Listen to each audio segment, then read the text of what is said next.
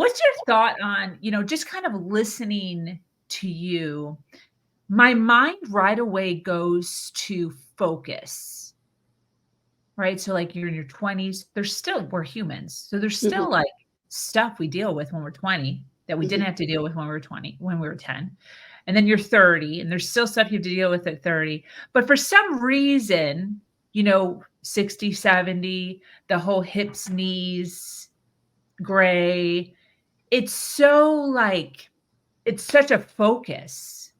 So do you ever talk about or hone in on focusing on something other than that? Because it's still change, right? It's a great point. And to your point, the beauty of what I do and what I talk about is that all of us are unique. And I've used the phrase and had a podcast called Uniquely Nourishing, because I Mhm. feel like we paint with a broad brush often, no matter the age and no matter the circumstance. Frankly, we paint sometimes with a very broad brush.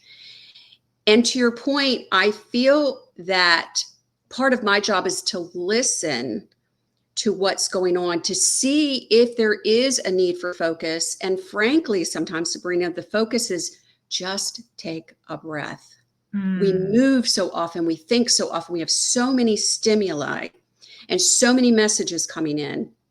I just wrote an article recently about our inner beauty, and I'm dismayed sometimes when I read about, oh, watch the double chins and face the camera this way and the makeup and the hair. And I was getting overloaded.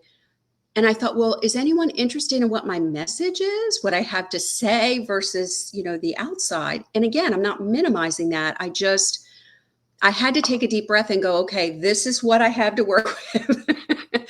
And this is what I want to say based on what my internal wisdom is and how I want to connect and what I want to talk about.